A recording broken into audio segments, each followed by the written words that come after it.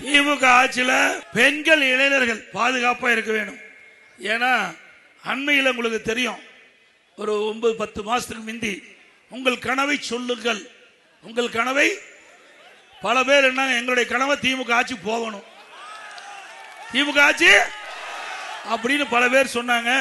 பல பேர் இந்த ஆட்சியில ஏதோ நல்லது நடக்குன்னு சொன்னாங்க.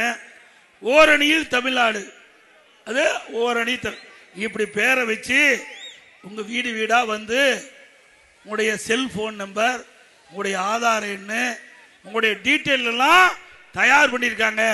அப்படி தயார் பண்ணி இப்பொழுது அதை பயன்படுத்திட்டு இருக்கிறாங்க. நான் உடனே நீதிமன்றத்துக்கு போனோம். இது தவறு, இது தவறானது.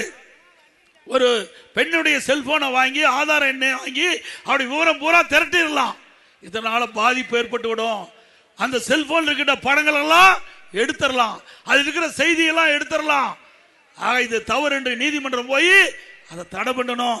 இன்னைக்கு என்ன நிலைக, இப்போ இந்த திமுக காரர் தில்லுமுள்ளு செஞ்சு இந்த அரசாங்கத்தின் சார்பாக எடுக்கப்பட்டது பெண் என்ற அமைப்பு திமுகவுக்கு தேர்தல் வேலை பண்ணிட்டு இருக்காங்க, அவர்கிட்ட கூட ஒப்படைச்சிட்டாங்க. இப்போ பாத்தீங்கன்னா அண்மையில ஒவ்வொரு போனும் பெண்கள் போனுக்கு வருது. அதுல என்ன, உங்களுடைய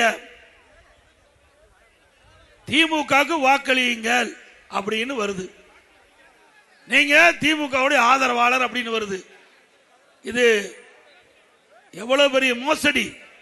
மக்கள் நம்பித்தானே நம்பர் சொன்னாங்க, அரசாங்கத்தை நம்பித்தானே நான் உங்களுடைய விவரத்தை எல்லாம் சொல்லி இருக்கிறீங்க. அரசாங்கம் தவறா பயன்படுத்தலாமா? எச்சரிக்கையா இருங்க. அது மட்டும் இல்ல, நீங்க போனை பண்றான், வீட்டில் இருக்கிறீங்களா இல்லையான்னு பாக்குறான், வீட்டில் இல்லாத போது வீட்டில் வந்து கொள்ளையடிச்சிட்டு போயிடறான். ஜாக்கிரதையா இருங்க பெண்கள், இளைஞர்கள், அதுவும் நம்முடைய மூத்த தாய்மார்கள் தான் ஜாக்கிரதையா இருங்க. ஏன்னா இதுல அவ்வளவு பிரச்சனை இருக்குது.